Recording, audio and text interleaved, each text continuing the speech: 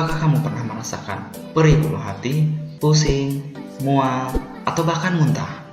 Itu sangat umum sekali dialami oleh banyak orang. Akan tetapi, tahukah kamu apa yang sebenarnya terjadi dengan tubuh kamu ketika kamu mengalaminya?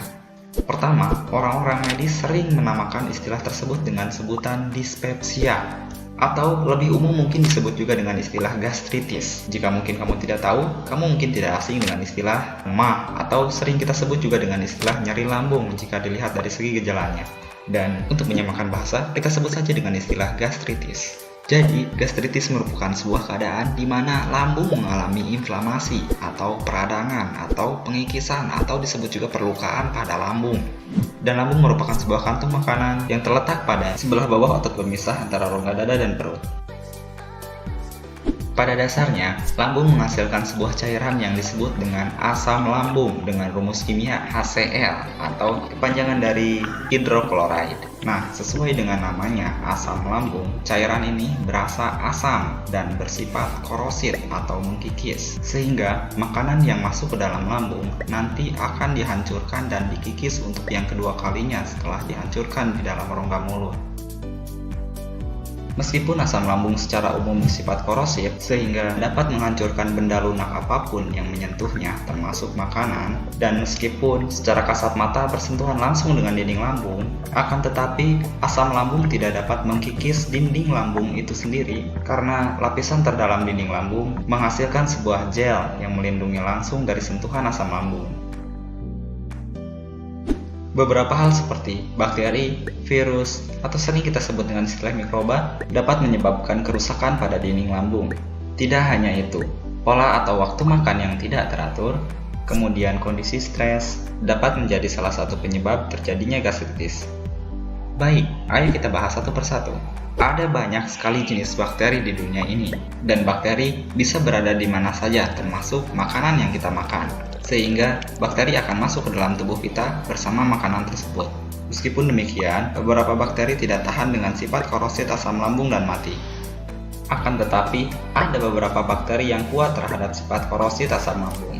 Bakteri tersebut menggerogoti lapisan gel dan dinding lambung lainnya sehingga menimbulkan perlukaan pada dinding lambung. Selain itu juga, asam lambung dapat memperparah keadaan luka tersebut.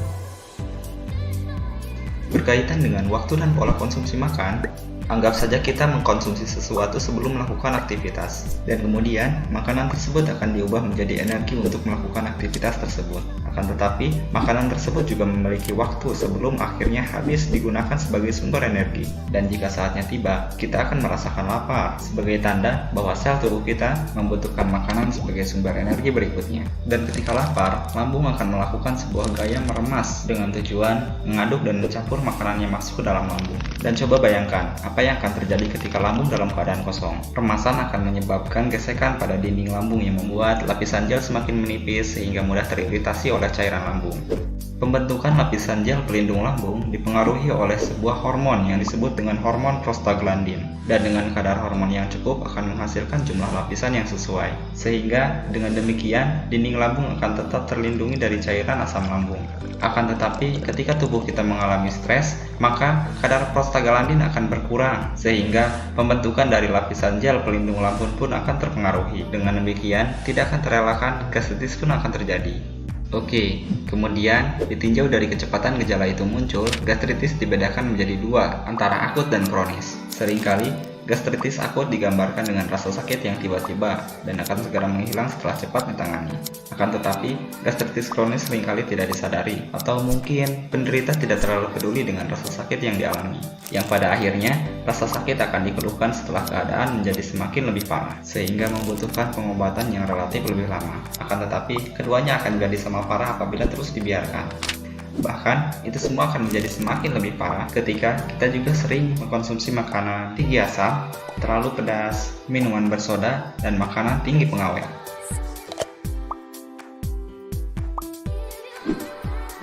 Dari uraian tersebut, untuk mencegah penyakit gastritis cukup menghindari beberapa faktor dari penyebabnya. Terdengar cukup mudah, bukan? Sekian untuk materi video kali ini. Terima kasih telah menonton dan ingat untuk selalu menjaga kesehatan Anda. Silahkan like dan share jika video ini terasa bermanfaat.